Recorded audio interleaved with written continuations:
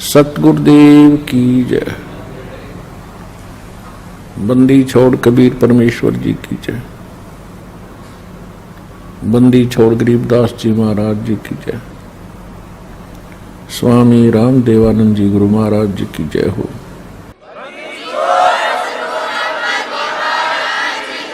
जिस प्राणी के बहुत ही ज्यादा पुण्य जन्म जन्मांतर के साथ होते हैं, उस पुण्यात्मा को सत्संग में आने का अवसर प्राप्त होता है। पुण्यात्माओं, ओरिजिनल दुकान शहर में एक होती है और डुप्लीकेट सैकड़ों की संख्या में हो जाती है। इसी प्रकार वास्तविक सत्संग इस विश्व में केवल एक ही है, और वो सत्संग अर्थात वो तत्व ज्ञान इस दास को उपलब्ध हुआ है। वो खजाना प्रभु ने इस दास के सामने खोला है। अब से पहले ये सत्संग, यही विचार, यही तत्व ज्ञान हमारे सदग्रंथों के अंदर विद्यमान था, ये रहस्य में बना हुआ था।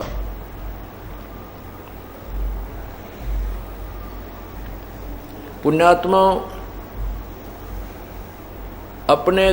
अपने ही घर में जड़ी बूटियां रखी हैं, सरजीवन बूटी भी रखी है अलमारी में, और उसका ये पता नहीं कि ये कौन सी बूटी है, ये सरजीवन बूटी क्या काम आती है। तो वो दवाई घर पे रहती है और परिवार मृत्यु को प्राप्त होता रहता है, दुखी होता रहता है। ठीक इसी प्रकार अपने सदग्रंथों में ये सरजीवन बूटी छुपी हुई थी। इससे अपरिचित होने के कारण ये नकली संत और ऋषि महर्षि ये भी प्रचार करते रहे, सदग्रंथों की ओट लेकर के ज्ञान की भगवान की महिमा गाते रहे, लेकिन ये उस जड़ी से परिचित नहीं थे। इनके पास वो जड़ी नहीं थी, वो सरजीवन बूटी नहीं थी। जैसे परमात्मा कहते हैं, सो हम शब्द हम जग में लाए, सार शब्द हम गुप्त छुपाए। ओए होए, किसी भी सदग्रंथ में जिनको हम सदग्रंथ मानते हैं, जैसे पवित्र चारों वेद, पवित्र गीता जी और 18 पुराण, महाभारत, रामायण, ये पुरातन ग्रंथ माने जाते हैं। इनमें किसी में भी सोहम नाम नहीं है। इससे सिद्ध है कि ये सोहम मंत्र किसी के पास नहीं था। परमात्मा ने आकर के इस अनमोल मंत्र को यहाँ पर प्रकट किया। पुण्यात्माओं, ये मंत्र जाप ऐसे हैं जैसे इस नाम का किसी को पता भी लग जाता है, क्योंकि कबीर साहिब की अमृतवाणी में लिखा हुआ है, सदगुरु गरीबदास साहिब जी की अमृतवाणी में भी लिखा हुआ है, श्री नानक साहिब जी की अमरवाणी में भी लिखा हुआ है। लेकिन इसका ज्ञान भी अगर किसी को है कि ये मंत्र है, उसके प्रथम तो उसको आदेश नहीं है किसी को उपदेश देने का, तो व्यर्थ है। और फिर इसकी विधि छुपा रखी है, इसके सुमरण का तरीका केवल उपदेशी को ही बताया जाता है। और जो उपदेशी वर्तमान में जो कृतघ्नी हो गए हैं एक दो, वो इन नामों को दे भी रहे हैं, किसी को एक दो को देने लगे हैं। 2 जनों का पता लगा है कि वो अपने कर्म बिगाड़ रहे हैं, लेकिन उनसे कोई लाभ नहीं होना, क्योंकि वह अधिकारी नहीं है। जैसे एक अपॉइंटमेंट लेटर होता है, उसमें जो लैंग्वेज लिखी होती है उसको कोई भी टाइप करवा सकता है, सेम टू सेम, और अपने दस्तक करके यदि वो किसी बच्चे न दे दे कि तेरी नौकरी पुलिस में कांस्टेबल की लगा दी, वो नहीं लग सकता, उसको कोई लाभ नहीं है। और वही लैंग्वेज होती है, वही उसमें मैटर होता है। अधिकारी एसएस बोर्ड का जो चेयरमैन होता है उस पर साइन कर देता, उस बच्चे को अपॉइंटमेंट मिल जाती है और सब सुविधा सरकार देती है। इसी प्रकार प्रथम तो ये मंत्र मालिक ने छुपा रखा था, फिर प्रकट किया है, स्वयं आकर प्रदान भी किया है कुछ 6 आत्माओं को। सबको नहीं दिया ये मंत्र, और न ही उनको आगे देने का आदेश दिया था। जैसा कि आपने जन्म साखी गुरु नानक देव जी के विषय में जो जन्म साखी भाई बालाजी की है, उसमें एक प्रकरण आता है कि गुरुजी और दोनों उसके शिष्य बाला और मर्दाना जगह जगह जाकर के जनता का उद्धार कर रहे थे। गुरुजी और बाला और मर्दाना उनके संग रहते थे सेवा करने के लिए, क्योंकि उस समय श्री नानक जी को परमात्मा की उपलब्धि हो चुकी थी। सतपुरुष अकाल पुरुष की उपलब्धि हो चुकी थी, प्राप्ति हो चुकी थी। उस वाहे गुरु की प्राप्ति हो चुकी थी जिसको वाहे गुरु कहते हैं। वो कौन है? वो कबीर देव, हक्का कबीर है। उसके विषय में गुरु ग्रंथ साहिब के 721 पन्ना पर लिखा है, और उसी के विषय में गुरु ग्रंथ साहिब के अंदर ही महला पहला पृष्ठ 29 पे लिखा है कि फाई सूरत मुलुक की वेश ए ठगवाड़ा ठगी देश खराब सियाणा भोते भार ये धानक रूप रहा करतार। तो उस परमात्मा की प्राप्ति के उपरांत नानक साहिब जी देश विदेशों में जाकर के तत्व ज्ञान, इस पूर्ण परमात्मा की महिमा का बखान किया करते थे। श्री नानक साहिब जी का हिंदू धर्म में जन्म था। ये श्री कालूराम मेहता के खत्री के घर इनका अवतरण हुआ था, और जब इनको तत्व ज्ञान हुआ तो इन्होंने इन पांडे लोगों से प्रश्न किए थे। 7 श्लोक सेलेक्ट किए थे गीता जी में से, 7 श्लोक सेलेक्ट किए थे गीता जी में से, जिसको शपथ श्लोकी गीता कहा करते थे गुरु नानक जी, कि इन प्रश्नों का उत्तर मुझे दे दो पंडित जी, तुम रोज पढ़ो इस गीता जी को। पर किसी पांडे के पास, उस गुरु जी के पास, कोई उनका गुरुओं के पास, हिंदू गुरुओं के पास कोई उत्तर नहीं था।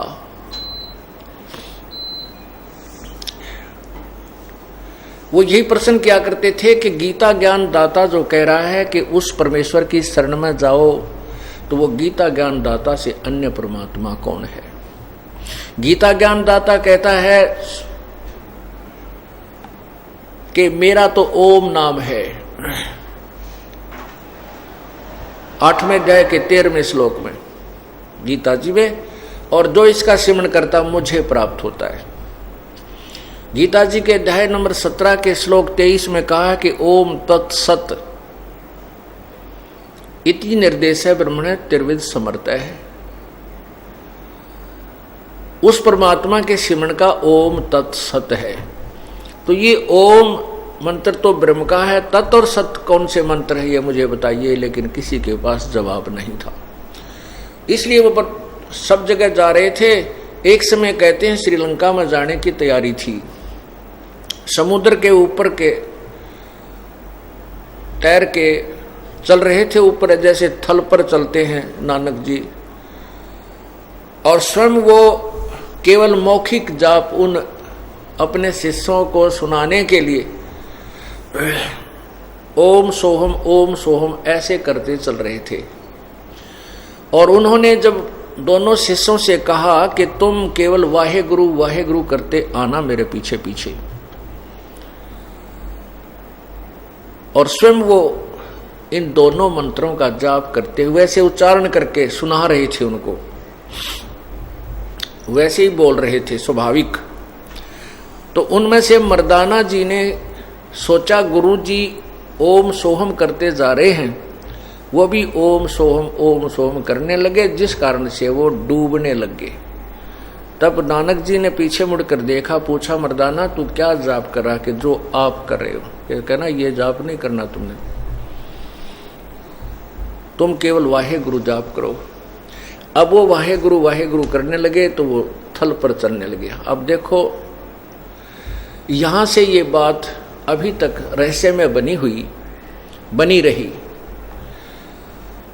कि गुरुजी ने कहते हैं वो नाम तो साढ़े गुरुआ ने ही जपना सी।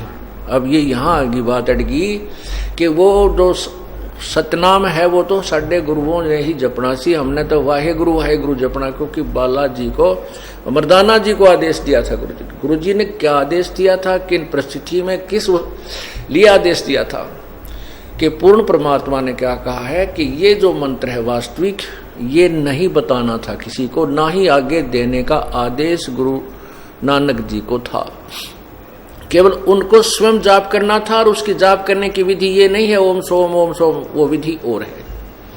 ये तो सिर्फ उन बच्चों को जो उनके अनुयायी थे, शागिर्द थे, शिष्य थे, उनको नहीं बताना था। और साथ में ये रहस्य प्रकट भी करना था कि आने वाले समय में इसका समर्थन लेकर के वो तत्वदर्शी संत यानी परमात्मा का भेजा हुआ दास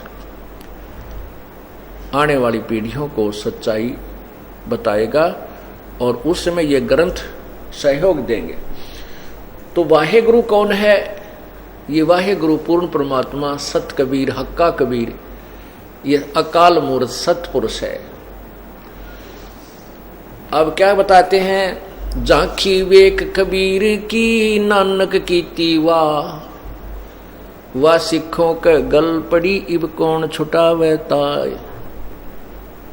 सतलोक में जब पहुंचे, सचखंड में जब पहुंचे श्री नानक देव जी और वहां देखा पूर्ण परमात्मा कबीरबंदी छोड़ का नजारा, सतपुरुष रूप में सतलोक में सिंहासन पर विराजमान उस काशी वाले जुलाहे धानक को देखा, तब कहा था वाहे गुरु ये है वो गुरु, वाह गुरु वाह जी वाह। यानी जैसे बड़ी शाबाशी और महिमात्मक शब्द के साथ हृदय से पुकारा था। अब कहते हैं ये है वो पूर्ण परमात्मा, ये है वाहे गुरु। ब्रह्मा विष्णु महेश नीचे के लोकों में मुखिया हैं, ये पूर्ण परमात्मा नहीं है। कहते हैं झांकी वेख कबीर की नानक कीती वाह, अब वह सिखा के गल पड़ी वो कौन छुटावे था। अब नानक जी तो वाहे गुरु उस दृष्टिकोण से करते थे, रकित भूल में पड़े थे। ये है वह परमात्मा और यही सच्चे ज्ञान दाता है जो काशी में धानक रूप में विराजमान है। तो वो तो अपनी खुशी जाहिर करने के लिए वाहे गुरु देख कैसे गोते खाते। परमात्मा ने उन्हें बता दिया था, पुण्यात्मा राजा अम्बरीश भी तुम रहे सत्य युग में, राजा जनक भी आप ही थे, और अब उस समय तुम राजा थे, हजारों की लाखों की संख्या में तेरे नौकर थे। परमात्मा ने उन्हें याद दिलाई और आज तुम नौकर लग गए, क्योंकि वो पुण्य थे जो पहले की कमाई थी वो समाप्त हो चुकी। अब आपको नए सिरे से चार्ज करना पड़ेगा मुझे, और ये मंत्र दे दिया जो सतनाम है, जो 2 अक्षर का है, और ये इतना पावरफुल है, इसकी इतनी कीमत है जैसा कल बताया था। तो उसी के विषय में अभी बताते हैं कि ये है जन्म साखी, ये है जन्म साखी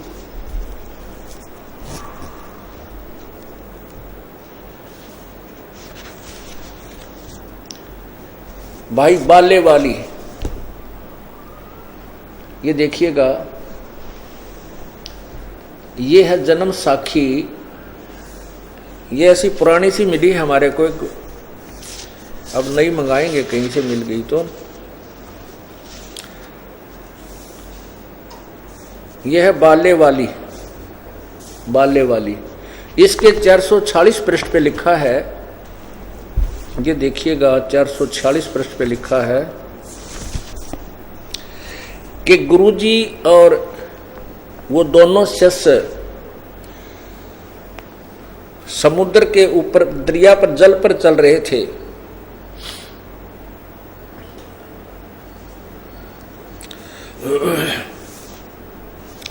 ये है 446 पृष्ठ।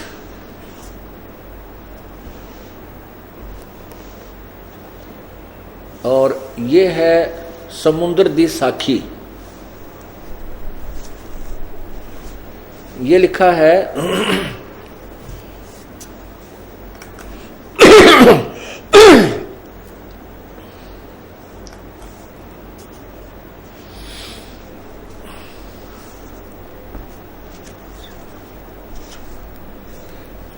यह लिखा है बाला संधु वाच ताते गुरु अंगद जी जद गुरु नानक जी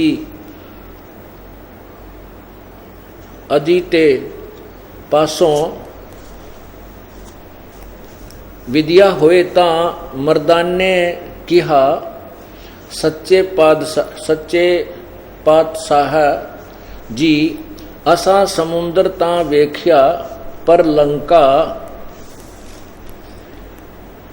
ना देखी जिथे रामचंद्र चढ़ाई कीती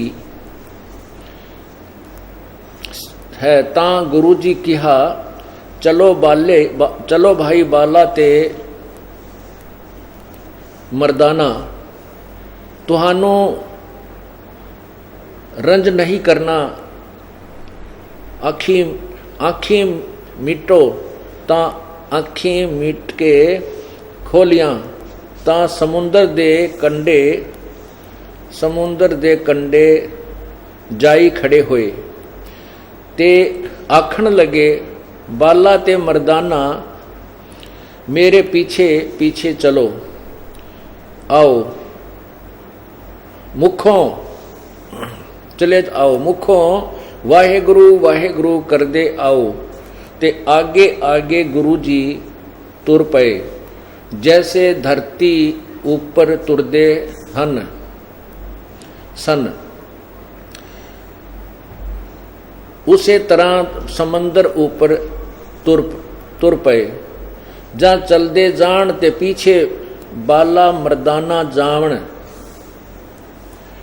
मर्दान ने विचार किया कि गुरु नानक देव जी ओम सोहम जपदे जांदे हन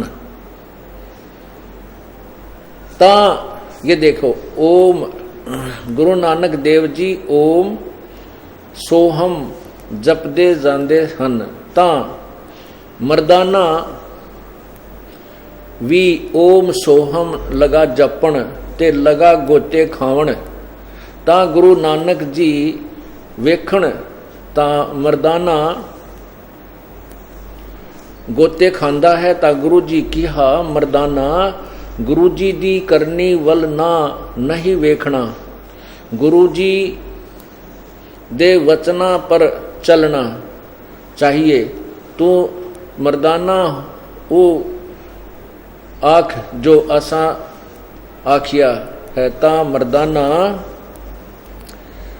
फिर लगा वाहे गुरु करण ता फिर जल ऊपर उसे तरह तुरन लगा। अब ये दास क्या सिद्ध करना चाहता है कि ये जन्म साखी तो दास को अभी हाथ लगी है या पिछले सत्संग में आपको दिखाई थी और आज दिखाई है। इससे पहले ये दास आपको प्रभु का दिया है वो तत्वज्ञान पहले ही बताता रहा कि पूर्ण परमात्मा ने इस वास्तविक मंत्र को आगे देने का किसी को आदेश नहीं दिया था। हाँ, इन चंद पुण्यात्माओं को इसका जाप करने का आदेश अवश्य दिया था, लेकिन वो विधि ऐसे नहीं जैसे गुरु नानक जी ने उनको सुनाया था। वो तो उनको भ्रम मिटाने के लिए बोल के सुनाया था।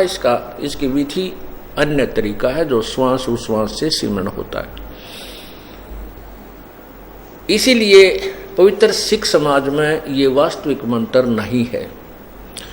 हाँ, परमात्मा आए थे कबीर परमेश्वर, ये वही पुण्यात्माएं हैं बहुत सी जो कबीर परमेश्वर के साथ उस समय रहे थे,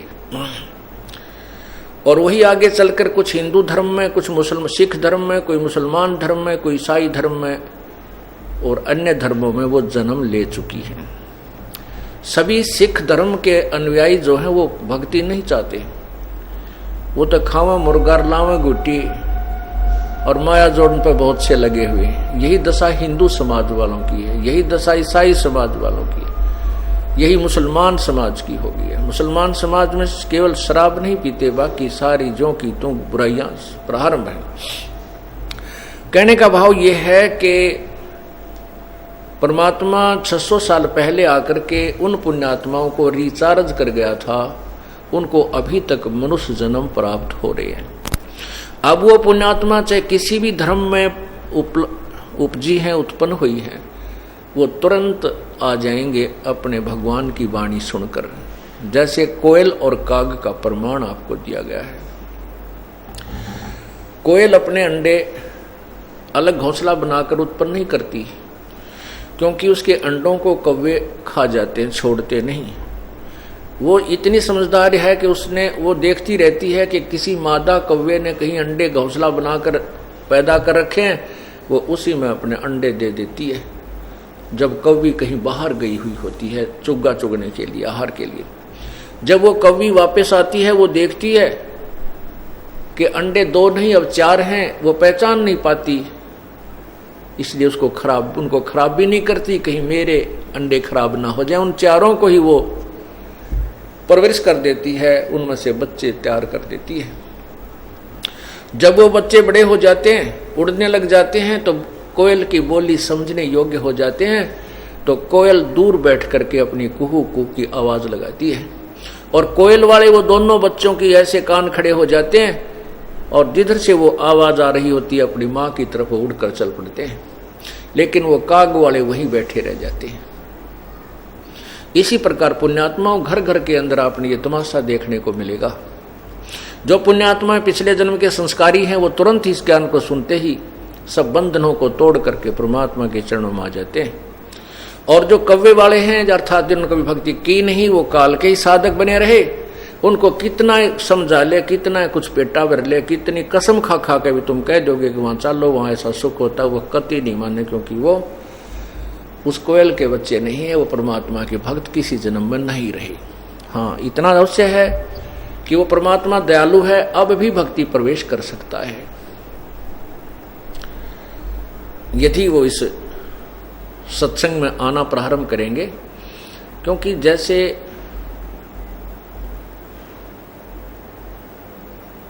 कपड़ा ज्यादा मैला होता है, उस पर साबुन 1 बार की बजाय 4 बार लगाना पड़ जाएगा, अवश्य स्वच्छ होगा। और साबुन और पानी का उसके संपर्क होगा ही नहीं, तो वो स्वच्छ कैसे होगा। सत्संग रूपी इस अमृत जल से धोकर और मंत्र नाम रूपी साबुन लगाकर इसके सारे रोग काट दिए जाएंगे। अब क्या बताना चाहते था ये दास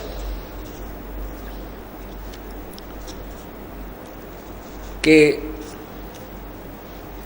अपने ही सदग्रंथों के अंदर ये अमृत ज्ञान छपा हुआ है। ये जड़ी रखी थी कौन सी? ये सतनाम एंड सारनाम दोनों। तो इनको सारनाम को तो कोई पहचान ही नहीं सका आज तक। सदग्रंथ अर्थात सतगुरु गरीबदास जी की वाणी में केवल पूरे ग्रंथ में एक स्थान पर लिखा है। और ऐसे ही गुरु ग्रंथ साहिब के अंदर महला पहला की अमर वाणी गुरु नानक देव जी की वाणी में भी केवल पूरे सदग्रंथ में एक स्थान पर ही वो सार नाम लिखा है। और सतनाम गुरु ग्रंथ साहिब के अंदर इकट्ठा नहीं लिखा है, उसको टुकड़ों में लिखा है। कहीं ओंकार शब्द लिखा है, कहीं अलग से सोहम लिखा है। तो क्या बताते हैं?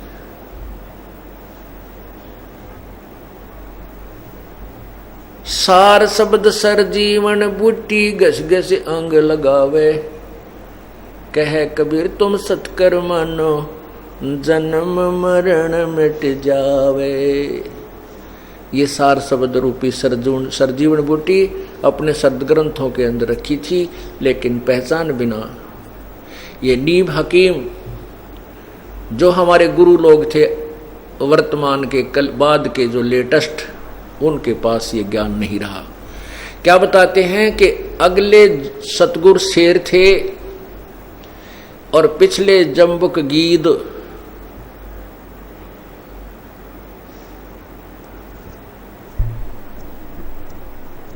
पहले तो शेर थे वो सतगुरु जिनसे ये पंथ चले हैं, और पीछे वाले जो हैं वो उस लेवल के नहीं थे। अब उसी लेवल का संत जो परमात्मा अपनी कृपा से यहाँ भेजेगा वह समर्थ सहारा भी देता, नहीं तो यहाँ काल के दूत उसको पंजे नहीं टेकने देते, पंजे नहीं लगने देते। परमात्मा साथ रहते हैं और फिर अपनी पुण्य आत्माओं को ये रहस्य में ज्ञान समझाते हैं।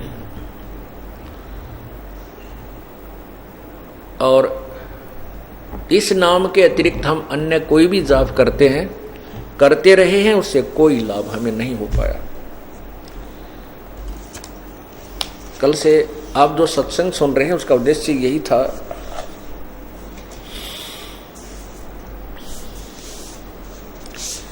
सतपुरुष कबीर केसुआ हो, कौन तुम्हारा पेशवा हो। के परमात्मा कबीर परमेश्वर केशवा, केशव अर्थात सारी सृष्टि का पालन करता, सारी सृष्टि का धारण करने वाला। ब्रह्मा विष्णु महेश रटत हैं शेष सैंस मुख ध्यान, इंद्र कुबेर वरुण धर्मराय गए गाँव तुमरा ज्ञान। अब महिमा तो पूर्ण परमात्मा की सभी संत पंथ और देवता ऋषि मैं ऋषि उस प्रभु की ही आस और उसी के गुणगान कर रहे हैं, लेकिन उसके पाने की विधि उनके पास ना होने से उस प्रभु से वंचित रहे, उसको प्राप्त नहीं कर सके। नारद सारद रटे तास को सनक सनंदन सेव, सुर नर मुनि गण गंधर्व ध्याम, वो है सब देवन का देव। 33 कोट और 88 ध्यान धरे सब साध, अवगत की गत पाई ना, किन्हें न पाई वो लीला अगम अगाध। 5 तत्व और 3 गुणन का किन्या जगत निवासे, सूरज चंद खवासी कर हैं रटते धरण आकाश।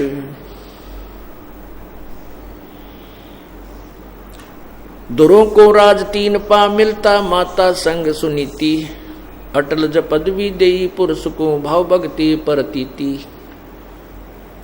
जय तुझे राजपाठ कुछ चाहिए पूर्ण ब्रह्मधर ध्यान, इंद्रपुरी प्रहलाद कुंदिनी हिरणा कुश मारे आण। 60,000 वर्ष तब कीन्या ब्रह्मा का अधीन, नरसिंह रूप धरा परमेश्वर लीन्या सब तप छीन। बलि ने जग अस्मेघ पुरा जी कीन्या राज उपावे, सो तो ले पाताल पठाया कहाँ वहां बने त्रिभुवन राव। 52 रूप छले बलि राजा बलि कीन्य चितभंग, त्रिलोकी की 3 पैड़ हैं फिर माप्या पिंडा अंग। पीपा और रैदास नाम दे मांझी मुकुट कबीर, जाके संग 9 लख बॉडी आई वो केशव धरा शरीर। शिवरी जात भाल भीलनी होती रामचंद्र खाए बेर, गरीब दास तज काठ की माला ये मन का मणिया फेर। अब क्या बताते हैं कि सतपुरुष कबीर केशवा हो, हे पूर्ण परमात्मा तेरे इक्वलेंट तेरे सामने किसकी पेश चले है और कौन तुम्हारे पेशवा हो। ब्रह्मा विष्णु महेश रटत हैं शेष सैंस मुख ध्यान, और इंद्र कुबेर वरुण धर्म राय गाँव तेरा ही ज्ञान। आप ही के गुणगान आप ही की महिमा का गुणगान करते हैं, लेकिन आपके पाने की विधि से वंचित हैं।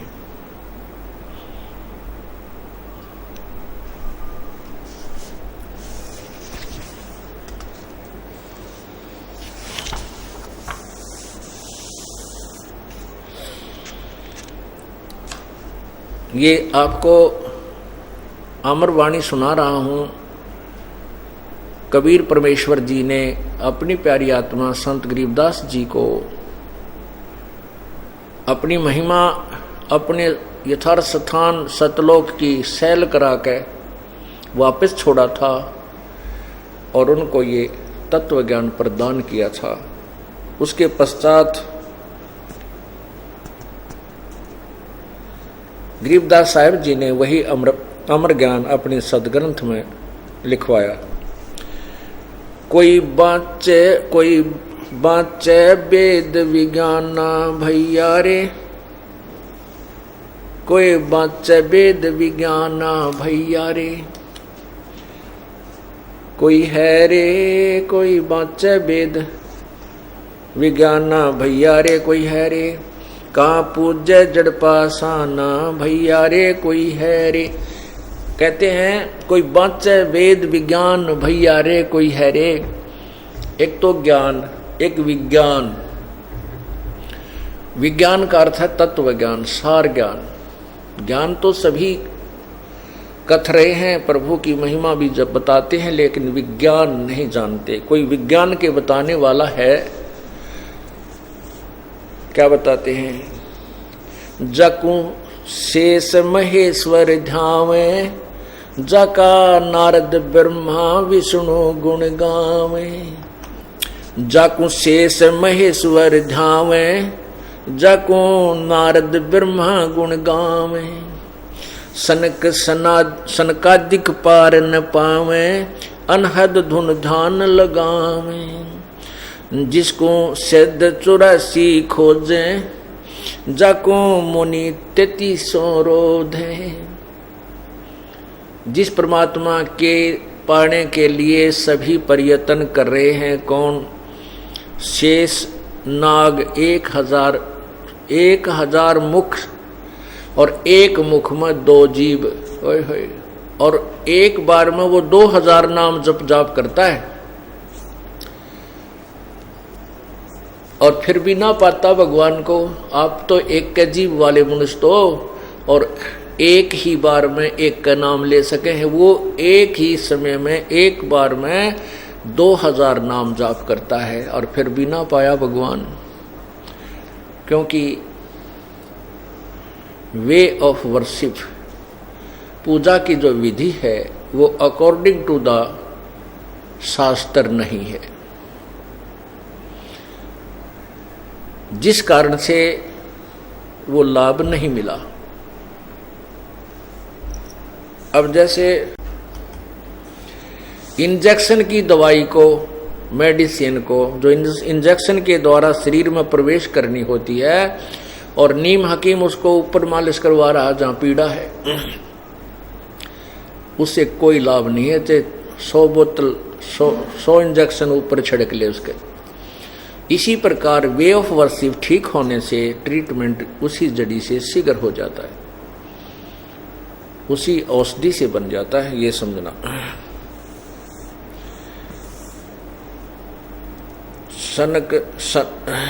सनकादिक पार न पावे, अनहद धुन ध्यान लगावे। ये देखा हमने कुछ पंथों वाले आखिर में घुमा फिरा के, जब कोई रास्ता नहीं मिलता, कहते हैं 2.5 घंटे सुबह बैठो और 2.5 घंटे शाम को, और आँख कान बंद करके एकांत सुथौन पर, और कोई ना खुड़का दुड़का हो, और ध्यान लगाओ, अनहद नाद सुनो। कहते हैं ये तो बहुत पहले पुराने, ये तो बहुत पुराना पापड़ बेले हुए हैं, इनसे कोई लाभ नहीं होगा।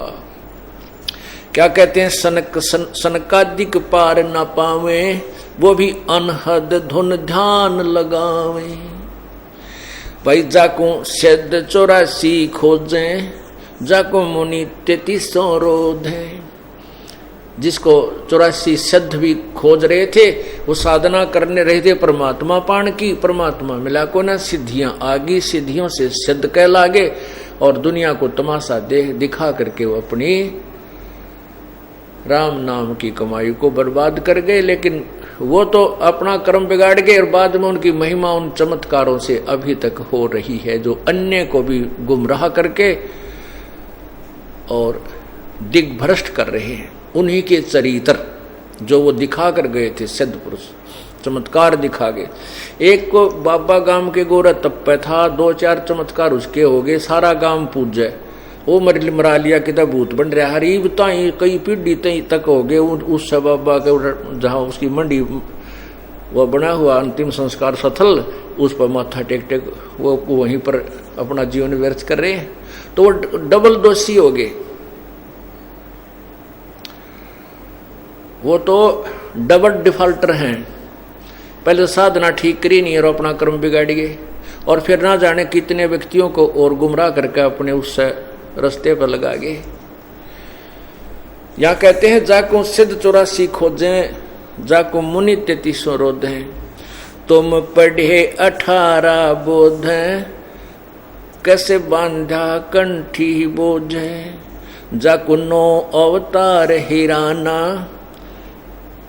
जिन शब्द महल नहीं जान्या। ओए शब्द महल, ये परमात्मा जिस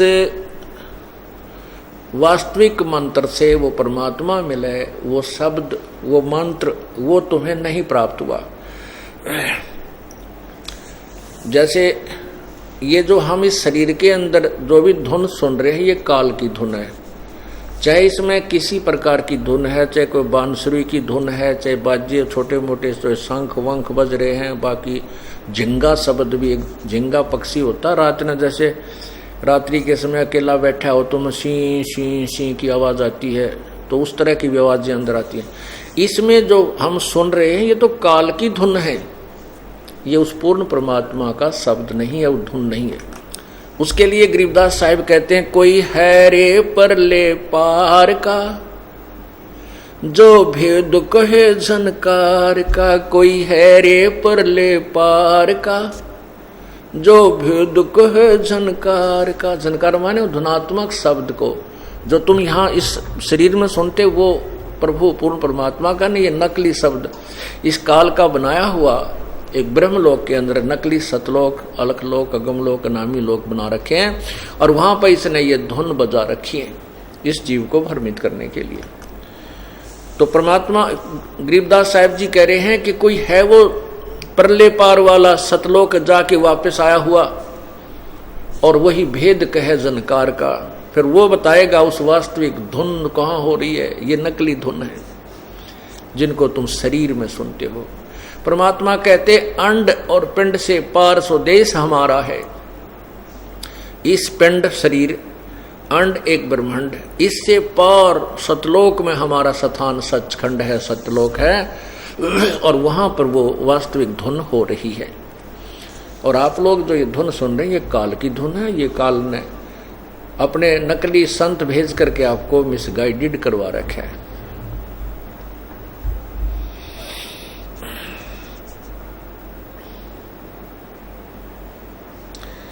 जाको 9 अवतार हैराना, जिन शब्द मैल नहीं जान्या। ये 9 अवतार भगवान विष्णु के बनकर आए, ये भी पार नहीं है, यही जन्म और मृत्यु के अंदर कष्ट उठा रहे हैं।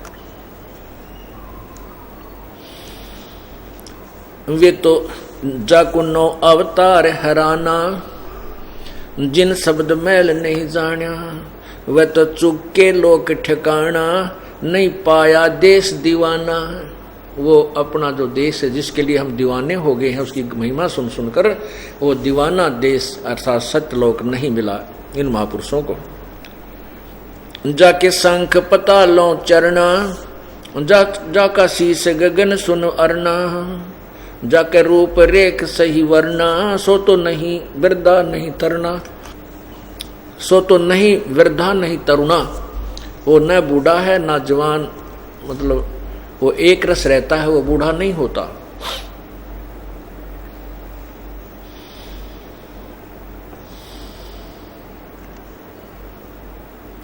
जाके अरस गगन में मठरी, तुम खोजो काया गठरी। जाके 68 तीर्थ ठठरी, सो तो कैसे बांधा, सो कैसे बांधा गठरी। तुम छाड़ो झगड़ा झांटी, सोए तुलसी सोए जाटी। अब हम कहाँ आगे पूजा करते करते हम तुलसी की पूजा करने लगे, तुलसी को माता रूप ले लिया। और तुलसी कौन थी? ये उस राक्षस की पत्नी थी जिसने देवताओं के छक्के छुड़ा दिए थे। और किसी ने बताया था कि ये पतिव्रता है तुलसी, और इसका पतिव्रता धर्म भंग किया जाए तो ये राक्षस मरेगा। भगवान विष्णु ने ये बीड़ा उठाया, ये पाप कर्म किया, और फिर इसका तुलसी का पति मर गया। हाहाकार मची, टक्कर मारी हैं। फिर विष्णु जी को इसने श्राप दिया। तो ये तो है उस तुलसी देवी यानी उस स्त्री पुण्यात्मा जो पतिव्रता थी, और उसके साथ भी इन भगवानों ने घिनौना कर्म करना पड़ा। तो पुण्यात्मा परमात्मा कहते हैं, दास ग्रीव या चूक दरोंदर, या तो ऊपर तले कर नीचे अति बिजली पड़ी हुई है। ये तो पूर्ण परमात्मा के ज्ञान से ही इस जीव को इस अच्छे और बुरे का ज्ञान होगा, और ज्ञान भी हो गया, और परमात्मा की रजा नहीं है तो उस ज्ञान के ऊपर आप रुक भी नहीं सकते। अब आपको ज्ञान है कि भी हम रिश्वत लेते हैं तो पाप है, हम चोरी करते हैं तो पाप है। ये तो ज्ञान सभी को है। माता पिता बताने लगते हैं, टीचर लोग जो अक्षर ज्ञान कराते वो भी शिक्षा देते हैं, लेकिन असर किसी का कोई ना। क्यों नहीं? क्योंकि उन बताने वालों की शब्द में शक्ति नहीं है। अब पूर्ण संत की शरण में आने के बाद आप इस मार्ग पर चलोगे, आपको ज्ञान भी होगा, और ज्ञान के साथ साथ जैसे आपकी कोई कमी है, त्रुटि है, किसी चीज का अभाव है, परमात्मा आपका पूरा करेगा। आपको आवश्यकता ना पड़ेगी अपने नियम भंग करने की। और जब परमात्मा की मदद नहीं होगी, आपको ज्ञान भी होगा, और किसी न किसी दिन फिर गड़बड़ कर ही जाओगे। आवश्यकताएं वो मजबूरियां बन जाती हैं, और वो पाप का गढ़ बन जाता है। तो परमात्मा आप सच्चे दिल से, सच्ची श्रद्धा से नियम भंग मत कीजिए। आपको गलत काम करने पर विवश नहीं होना पड़ेगा, जो परमात्मा आपकी आवश्यकताएं पूरी करेगा। क्योंकि परमात्मा जो आवश्यकता पूरी करता है उसकी उम्मीद राजा भी करता है। इसलिए परमात्मा ऐसी शक्ति है जो हमारे हर तरह से बरकत भी देता है, और आपके धन में वृद्धि भी कर देता है। जैसे पिछले बार आपको बताया था, एक भक्त के अकाउंट में 16,000 रुपये जमा हो गए। उससे पहले बहुत से ऐसे प्रमाण हैं कि एक भक्त कह रहा था कि हमने 5,000 रुपये रखे थे, हमारे 8,000 रुपये मिले, जबकि गिनकर रखे थे वो 5,000 बहुत ज़रूरी थे। उनको कति एक ना पैसा उस स्थान को तो हम छेड़ा नहीं करते थे, 8,000 रुपये पाए। और भी बहुत से ऐसे प्रमाण आपको देते हैं। जो अन्य व्रत आपके घर में बरकत करते हैं, कोई बालक बीमार होना हो, भयंकर रोग हो जाना हो जिसमें 20, 30, 50,000 रुपये लगने हो, आपको 10 रुपये की दवाई में काम हो जाएगा, ठीक हो जाते हैं। ये तो आपको यकीन ही नहीं होता कि बालक होना ही था, ठीक नहीं। ये प्रभु की कृपा से आपके घर में बरकत होने लगती है।